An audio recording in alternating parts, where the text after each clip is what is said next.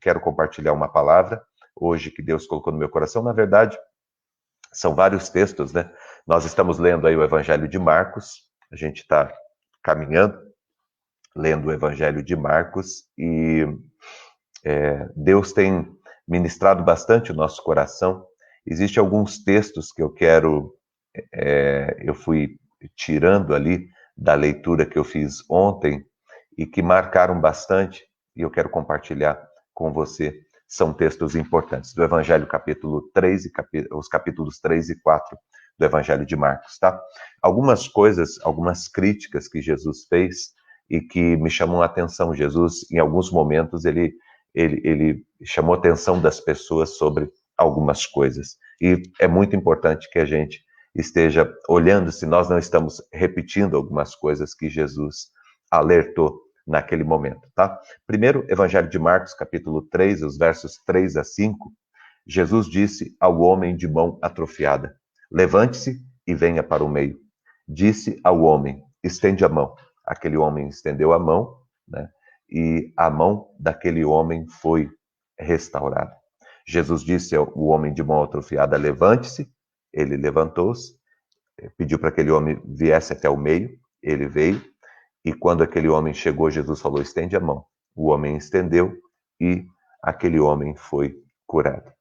Esse texto, ele é um texto interessante, me chamou a atenção pelo fato de que havia alguns religiosos ali e que estavam mais preocupados em arrumar algum defeito, em ver alguma coisa errada em Jesus, do que em ser bênção na vida das pessoas que precisavam. E aqui, nesse texto, há uma crítica de Jesus para com a religião. Há uma crítica de Jesus para com a igreja daquela época. Jesus, ele diz que a igreja não está cumprindo o seu papel. Porque o papel da igreja não é de ficar que nem guarda, que nem polícia, olhando o que um está fazendo, o que o outro está fazendo. Você já percebeu que muitas vezes a igreja ela se transforma nisso? As pessoas estão muito mais preocupadas nos seus legalismos, né, em cumprir as suas normas e olhando o que um está fazendo, o que o outro está fazendo, do que ser um instrumento de Deus. A igreja foi chamada para ser um instrumento de Deus. Esse dia aí que Jesus curou era um sábado. E o judeu, ele estava criticando Jesus porque Jesus estava fazendo milagres no sábado. Porque o sábado é sagrado, porque o sábado é isso e aquilo. Tem um outro texto que Jesus faz uma crítica sobre isso, aos religiosos daquela época, e Jesus diz para eles o seguinte: o sábado foi feito para o homem, e não o homem foi feito para o sábado.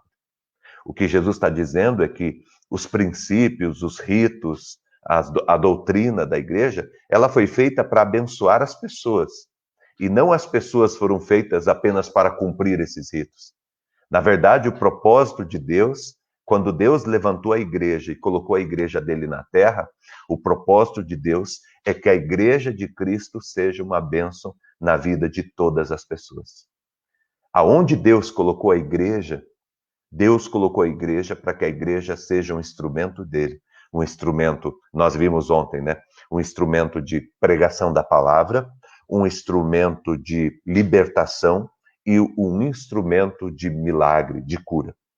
Então, para que nós que somos a igreja estamos aqui? Porque quando eu falo igreja nessa manhã, eu quero falar em dois sentidos. Primeiro, eu estou falando da igreja que é você é a igreja de Cristo.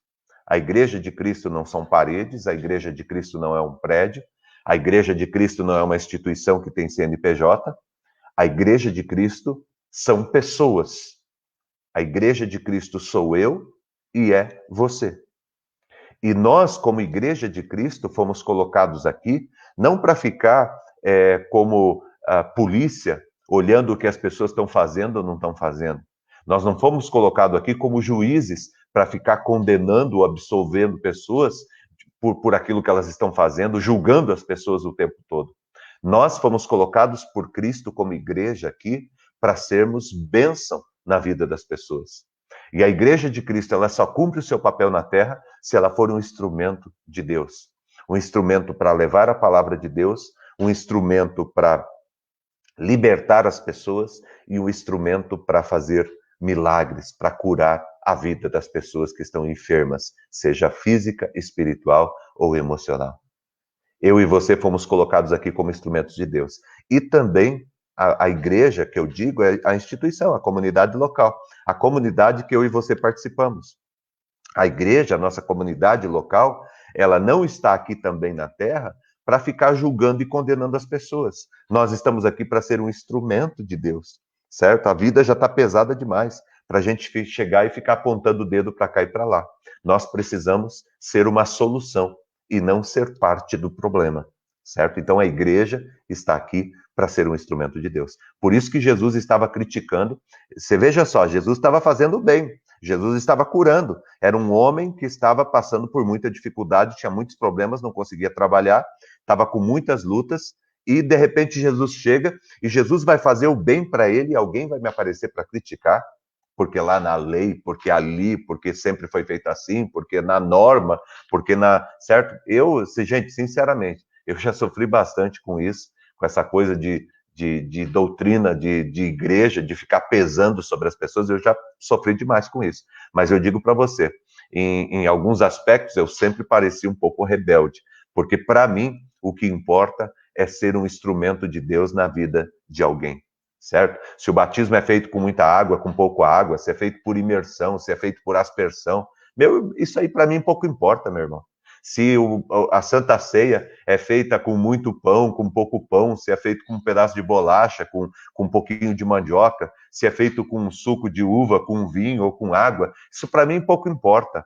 O que importa para mim é o significado, é o que aquilo implica na vida da pessoa que está recebendo aquele momento, aquele ritual, aquele rito importante, se aquilo tem um significado espiritual para a vida dela, se realmente ela está entendendo aquilo que está sendo feito, certo? Eu fico assim abismado de ver igrejas brigando, discutindo sobre como que tem que ser a ponta da igreja, se a igreja tem que ser quadrada, se a igreja tem que ser arredondada, certo? Se tem que levantar tantas vezes, sabe, umas bobagens que a gente cria às vezes, que impede as pessoas de crescerem, de experimentarem o amor de Deus. Jesus criticava veementemente essas coisas.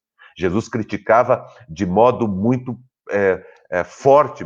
O texto chega a dizer numa outra parte aí, se você ler o capítulo 3 e 4, tem uma hora que Jesus fica irado, Jesus fica bravo, extremamente bravo, com as pessoas que colocam peso sobre os outros e não ajudam as pessoas a carregar. Nós estamos aqui para ser alívio e descanso ao coração das pessoas, levar o amor de Deus ao coração das pessoas, certo? E não ficar aqui para ficar como polícia, olhando o que um e o outro estão fazendo. Nem como juízes para ficar condenando as pessoas. Nós estamos aqui para ser bênção na vida das pessoas. Jesus estava naquele lugar para fazer o quê? Levar a palavra de amor. Jesus estava naquele lugar para libertar e Jesus estava naquele lugar para fazer milagres e para curar as pessoas que precisavam. E é esse o propósito e o objetivo que eu e você estamos aqui também. Um outro texto que me chamou a atenção é esse texto aqui, Marcos 3:25, quando Jesus está falando sobre as pessoas acham, na verdade, algumas pessoas começam a dizer que Jesus deve ter algum tipo de espírito maligno, né? Começam a criticar Jesus, falar, os religiosos, né? Ele deve ser algum enviado do diabo. Falam isso sobre Jesus. Ele deve ser algum enviado do diabo, e ele está tirando os próprios demônios que é dele mesmo. E aí Jesus chega a dizer uma coisa, Jesus diz, olha, se uma casa estiver dividida contra si mesmo, também não poderá subsistir. E quando Jesus fala essa frase tem sentido para muitas coisas. Tem sentido para aquele momento, Jesus estava querendo dizer como que se eu fosse do mal, eu vou tirar o mal? Não, né? Se eu fosse do mal, eu ia fazer com que o mal tivesse prevalecendo nesse lugar. Como eu sou do bem, como eu sou de Deus, eu estou tirando o mal.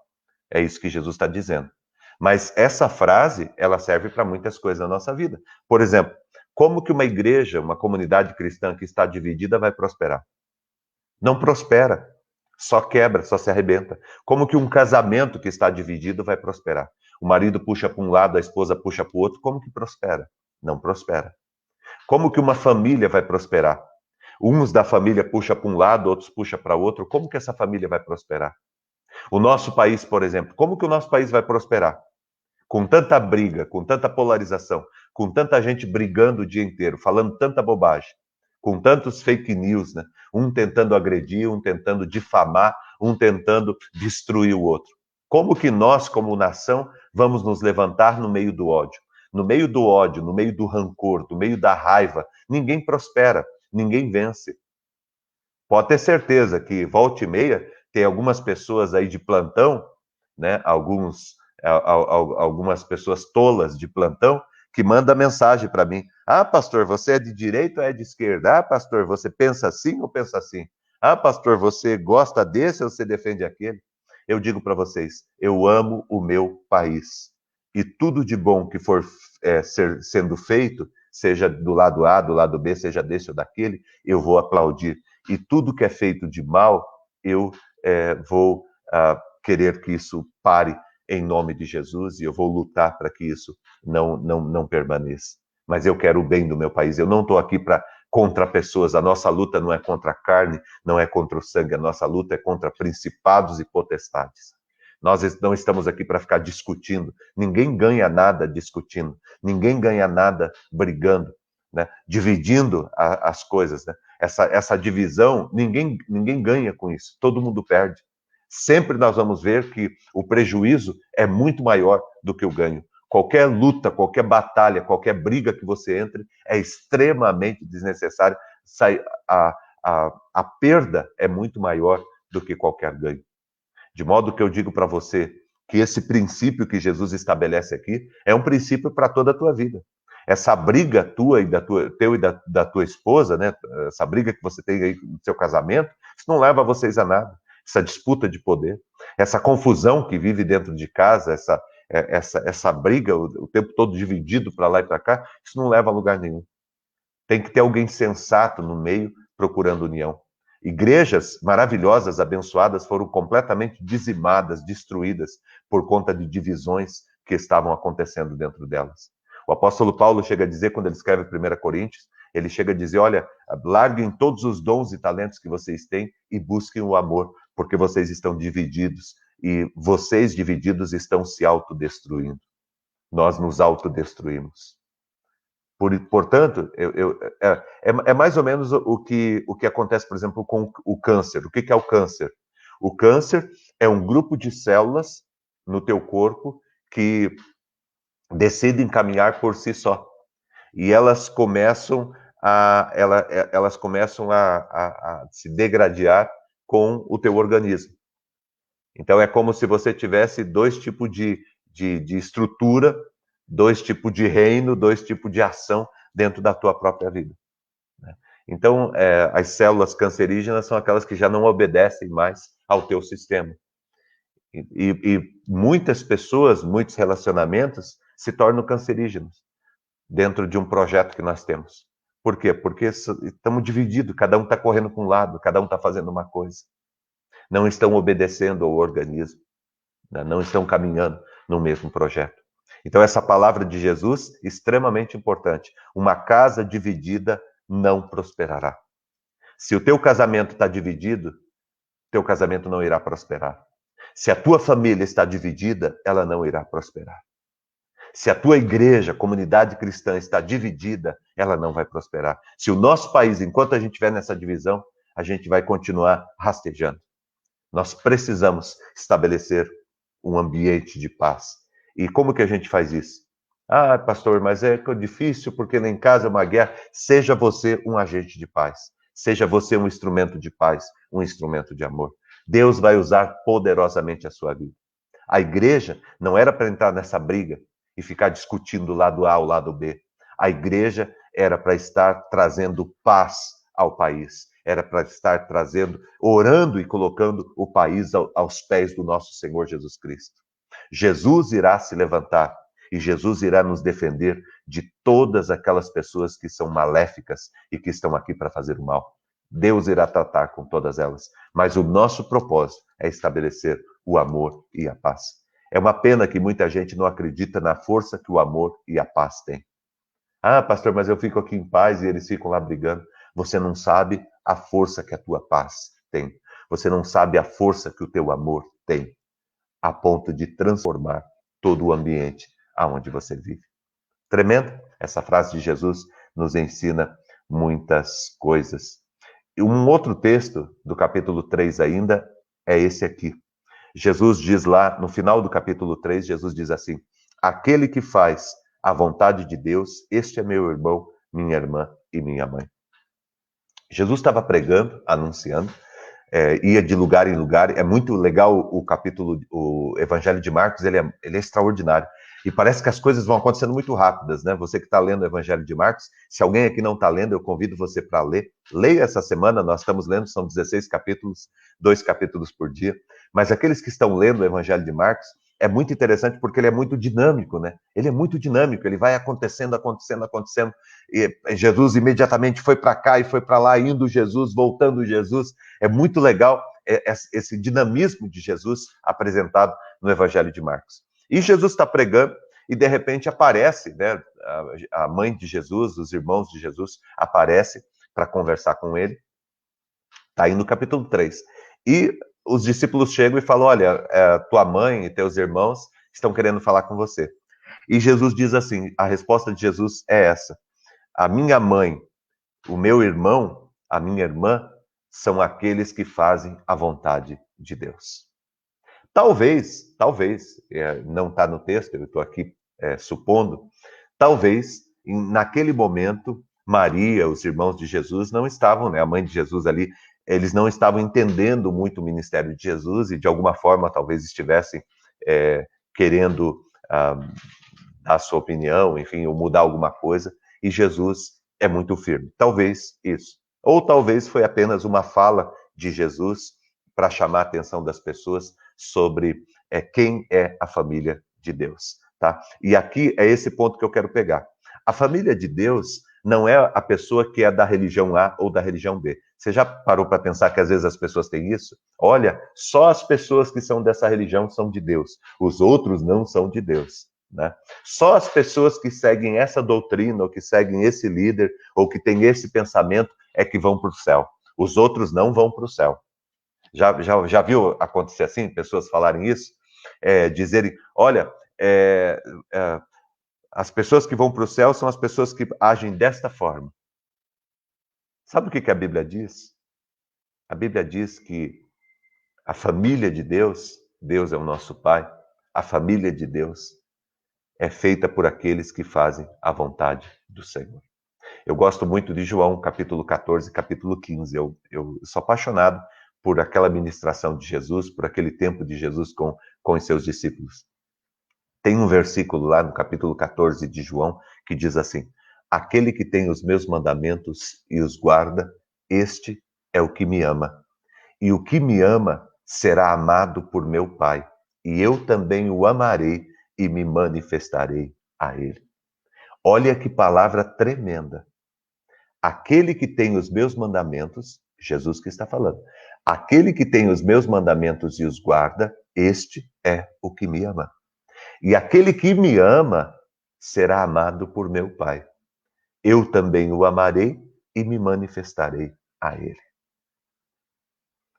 Portanto, eu digo para você que a família de Deus, ela é feita por aqueles que cumprem a vontade do Senhor. Qual é a vontade de Deus para a tua vida?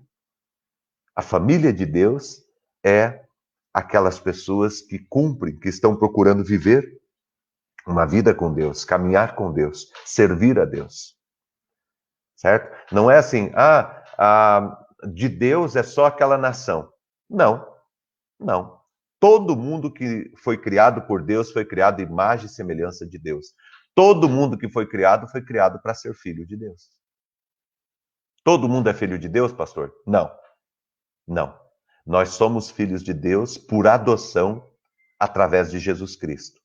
Ou seja, quando eu recebo Jesus Cristo como meu único Senhor e meu único Salvador, eu sou recebido pelo Pai e eu me torno filho de Deus. Jesus mesmo disse isso. Eu sou o caminho, a verdade e a vida. Ninguém vai ao Pai se não for por mim. O único jeito que existe de eu Ir ao Pai é por meio de Cristo. Está lá também no Evangelho de João, no capítulo 1. Diz, ele veio para o que era seu, mas os seus não o receberam.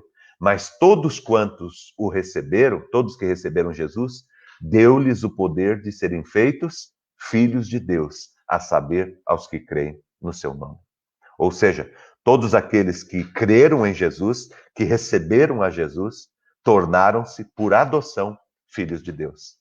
Deus, o Pai, tem um filho, Jesus Cristo, o Filho unigênito, porque Deus amou ao mundo de tal maneira que deu o seu único filho, para que todo aquele que nele crê não morra, mas tenha vida eterna. Então nós nos tornamos filhos de Deus por meio de Jesus Cristo. Primeira coisa, não é por meio de uma igreja, não é por meio de uma religião, não. Não é por meio da vontade, das ideias, às vezes até das loucuras de um líder espiritual, de um líder religioso. Nós nos tornamos filhos de Deus por meio de Jesus e somente por meio de Jesus, tá bom? Essa é a primeira coisa. Aí você diz, pastor, quem que é a família de Deus? A família de Deus é aqueles que procuram fazer a vontade de Deus. Esta é a família de Deus. E isso Jesus deixa bem claro aqui nesse texto. Interessante, maravilhoso, para abençoar a nossa vida, tá? No capítulo 4, agora eu vou ser bem rápido, só para terminar.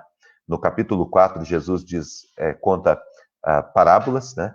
E ele lhes disse, a vocês foi dado o ministério do reino de Deus, mas aos que estão fora, tudo é dito por parábolas. É interessante aqui, é muito importante esse texto aqui, porque, na verdade, o que acontecia? Naquela época, haviam os religiosos, eles se reuniam nos templos, e ali eles estudavam a palavra, eles estudavam o hebraico, o hebraico era uma língua difícil, né? O povo não tinha acesso a essa linguagem. O povo, a massa, as pessoas mais simples, elas não tinham acesso. Então, as celebrações eram muito destinadas aos religiosos, eles que entendiam as linguagens, eles que entendiam. Então, as pessoas, às vezes, ficavam ali olhando e não entendia nada, não entendia nada. Sabe? Não vivia a palavra de Deus, não é porque não queria, é porque não aprendia. Então, havia o hebraico, que era o hebraico tradicional, era o hebraico que o povo nem conhecia direito. Então, eles faziam as celebrações deles em hebraico. Aí existia o grego clássico, que era uma linguagem que eles utilizavam também. Então, eles usavam o grego. E o povo de Deus, quando tinha acesso a ouvir alguma coisa, não entendia nada. Não entendia nada. Porque a maioria do povo não conseguia ir para a escola, tinha que trabalhar o tempo todo, não conhecia as coisas, não conhecia como funcionava, porque não tinha acesso ao templo, porque não tinha acesso ao Senhor. E é muito interessante o caminho que Jesus faz, porque para aquele momento as pessoas tinham que ir até a igreja. Jesus, ele faz o caminho inverso, ele vai até as pessoas. E Jesus ensina as pessoas de um modo que as pessoas podiam entender a linguagem simples do Evangelho. E é sobre isso que eu quero falar para você. Sabe essa linguagem simples do Evangelho? Da gente conversar com as pessoas e a gente falar de um jeito que as pessoas entendam? Porque a comunicação, gente, presta atenção, isso aqui é um princípio da comunicação. A comunicação não é o que eu falo. A comunicação é o que a pessoa é o que o receptor, ele ouve. Porque existe o emissor, é você, existe a mensagem, que é o que você quer falar, e existe o receptor, que é a pessoa que vai receber essa mensagem. A boa comunicação não é a que sai da tua boca, mas é a que entra no ouvido da pessoa que está recebendo. Certo? Então, a responsabilidade de comunicar é sempre do orador. Por exemplo, a responsabilidade de comunicar nessa manhã é minha. Eu tenho a responsabilidade de explicar para você de um modo que você entenda. Isso é responsabilidade minha. Se você não entendeu, o problema não é seu, o problema é meu. Porque eu tenho a responsabilidade em comunicar você. Por isso que eu falo devagar, por isso que eu falo, às vezes, 2, 3 formas diferentes de falar, de trazer um ensinamento, porque eu quero que todos aprendam. Porque a responsabilidade por comunicar para você é minha. Jesus tinha plena consciência de que a responsabilidade de comunicar o reino de Deus era dele. Por isso que ele contava, quando ele falava com os doutores, ele falava de uma forma. Quando ele falava com as pessoas iletradas, ele falava de outra forma.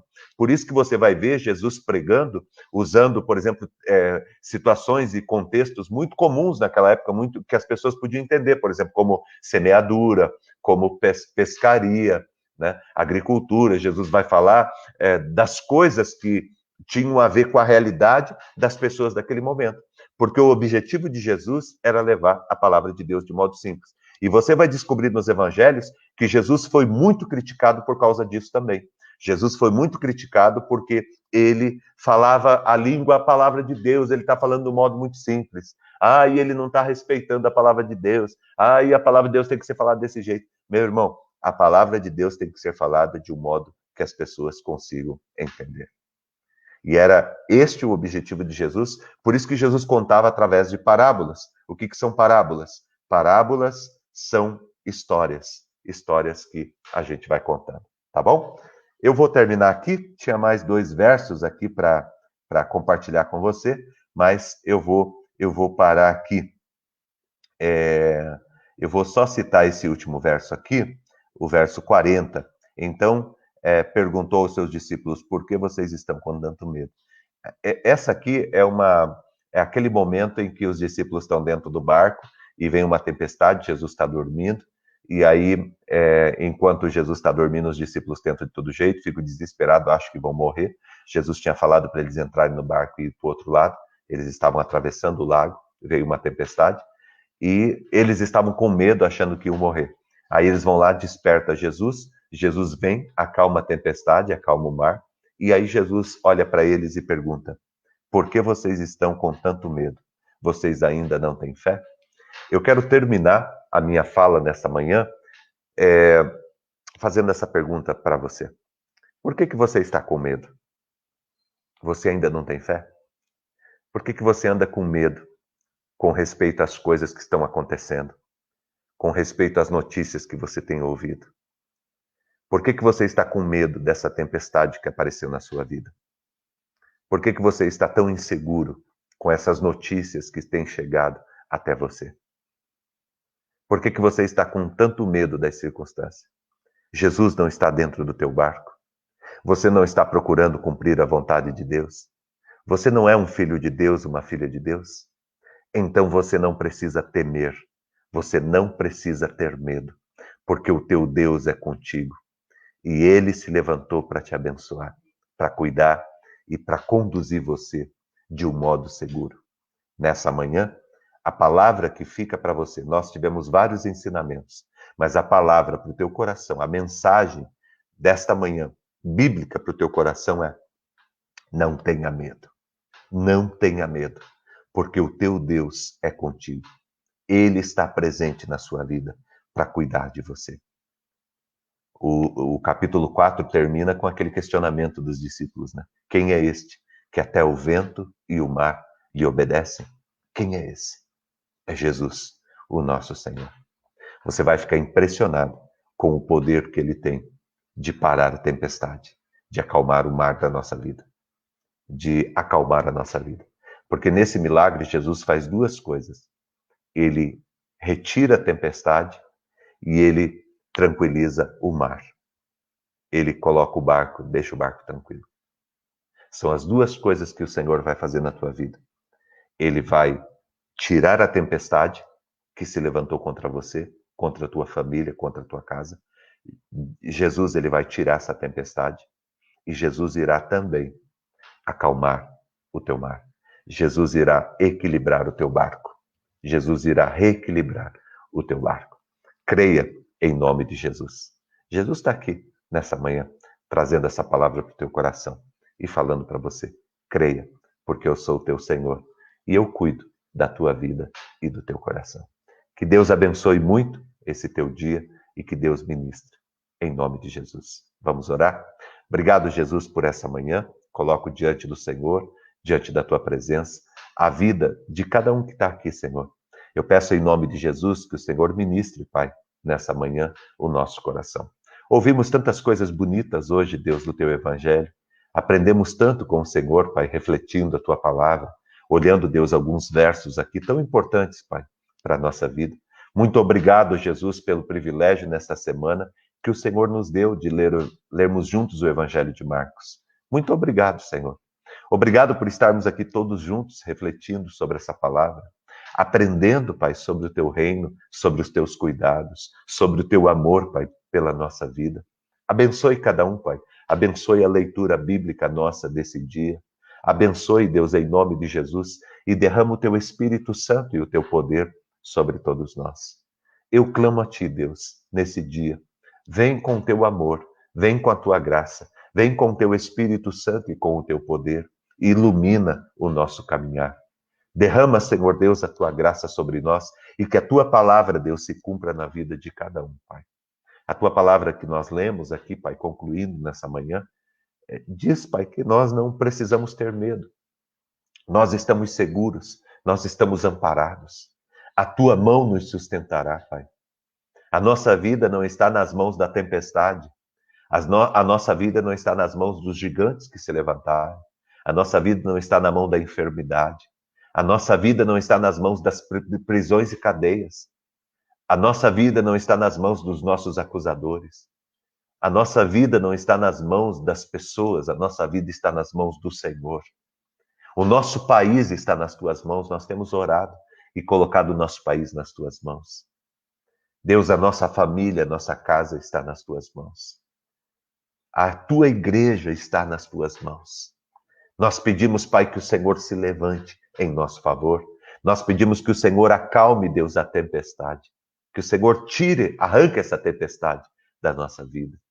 Nós pedimos, ó Deus, que o Senhor acalme o nosso barco. Nós pedimos que o Senhor traga paz e renovo para a nossa vida nesta manhã, Pai. Toca com o teu Espírito Santo cada casa. Toca com o teu amor cada família. Manifesta a tua graça, Pai. Faz o teu milagre nesta manhã. Muito obrigado, Deus. Abençoe aquele que está no carro. Abençoe aquele que está em casa. Abençoe, Senhor Deus, aquele e aquela, Senhor Deus, que estão ouvindo e buscando a tua presença nessa manhã. Nós nos colocamos diante do Senhor. Somos gratos por tudo. Colocamos todos os motivos de oração no teu altar. Coloco cada família, Deus, cada filho, filha. Coloco, Senhor Deus, o lar de cada um que está aqui diante do Senhor. E peço em nome de Jesus que esse dia seja um dia abençoado e um dia próspero, para a honra e para a glória do Senhor. Te agradecemos e te louvamos por tudo, Pai. Muito obrigado por essa manhã e pelo teu Espírito Santo aqui, em o nome de Jesus. Amém e amém. Deus abençoe, em nome de Jesus, a tua manhã. Que o Senhor abençoe muito esse dia seu. Que o Senhor derrame a graça dele sobre a tua casa e sobre a tua vida, em nome de Jesus, tá? Nós estamos terminando aqui. Hoje estaremos às 20 horas juntos. Gente, eu quero chamar a tua atenção para estar conosco às 20 horas. Nós estamos estudando, fazendo uma série de estudos nesta semana. Começamos no domingo, fizemos ontem o segundo, hoje vai ser a terceira. O tema é antifrágil, certo? Uma palavra importantíssima para você, uma palavra importantíssima para a tua família e para a tua vida. Eu quero convidar você para estar conosco hoje às 20 horas, nesse mesmo lugar, tá? Importantíssima essa palavra. O tema é antifrágil, tá? É diferente de frágil, é diferente de resiliência, antifrágil. Uma palavra tremenda de como que você deve se comportar nesse tempo de tantas lutas, de tantas dificuldades que têm aparecido.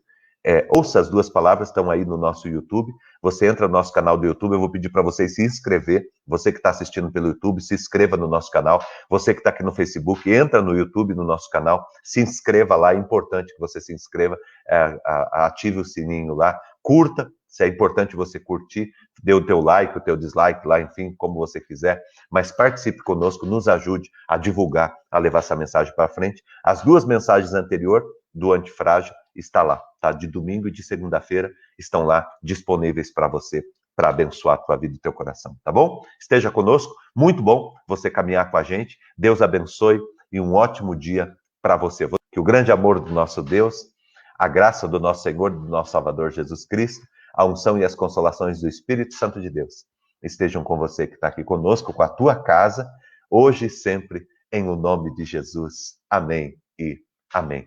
Que Deus abençoe a tua vida, o teu coração, que Deus dê a você um ótimo dia na graça e na paz do nosso Senhor Jesus Cristo. Muito obrigado, um ótimo dia, até às 20 horas, em nome de Jesus.